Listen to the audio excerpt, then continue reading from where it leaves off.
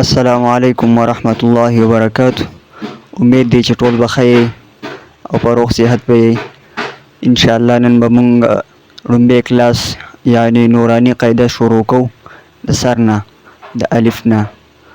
خو د دې نه مخکې یو څو ضروري خبرې دي چې ستاسو مخې ته کېښودلی شي. ان شاء الله د هغې وضاحت وشي. اینه بعد به مونږ ان شاء الله لومبی کلاس شروعات کوو.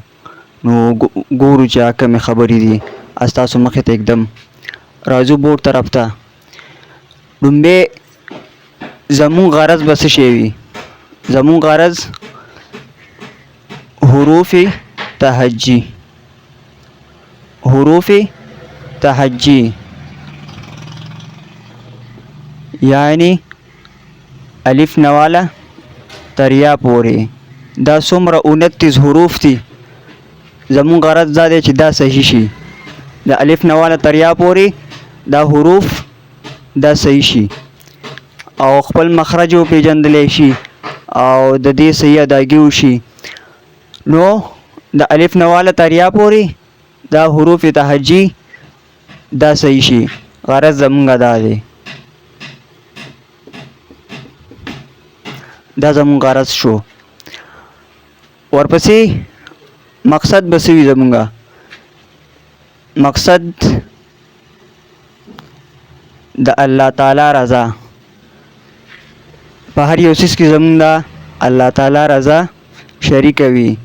ځکه چې مونږ یو کس ته یو لیټر ورکو یو افسر ته او هغې کې لږه شان غلطي وي یا پکې حرفونه غلط وي، ټکي پکې غلط وي، نو هغه لیټر نه اکسپټ کوي، نه قبلوي. نو الله پاک دا دونه لوی قرآن چې دا مونږ غلط وایو دا به څنګه قبلوي؟ نو دې لپاره مونږ به څه کوو؟ مقصد به زمونږ د الله تعالی رضا وي. نو زمونږ مقصد دی چې دا حروف تهجی الف نواله تر یا پورې دا حروف زمونږ صحیح شي او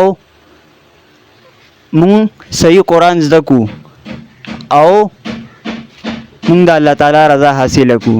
ځکه چې دا قرآن مونږ په مونځ کې وایو. مقصد به زمونږ څه وي؟ د الله تعالی رضا.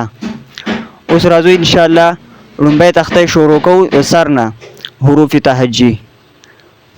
نو د سر نه شروع کوو ان شاء الله. زه به ویم او تاسو به ما پسې ریډ کوئ، وایي به یې راپسې شئ. د سر نه کوو.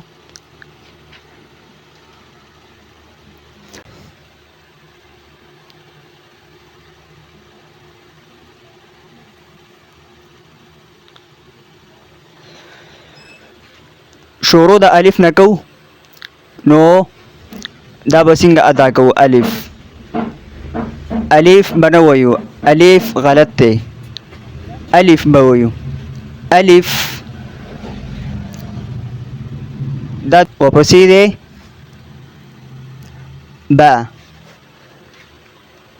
با با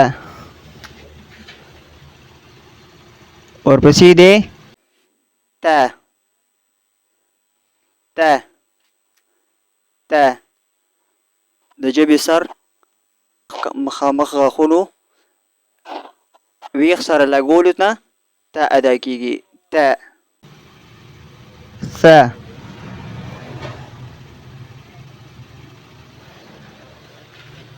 ث ث. ژبه به د دې غاښونو راوړو بره طرف ته، نو دې نه به مونږ سره ادا شي ث. ورپسې دی جیم. جیم غلط دی. جیم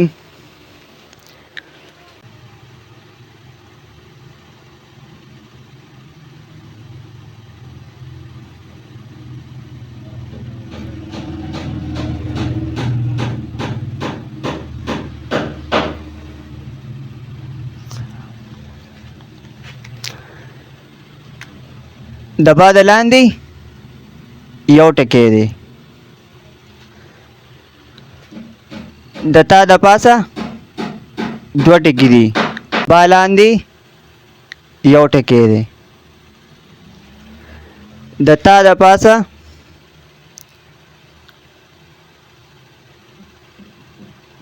دوه ټکي دي.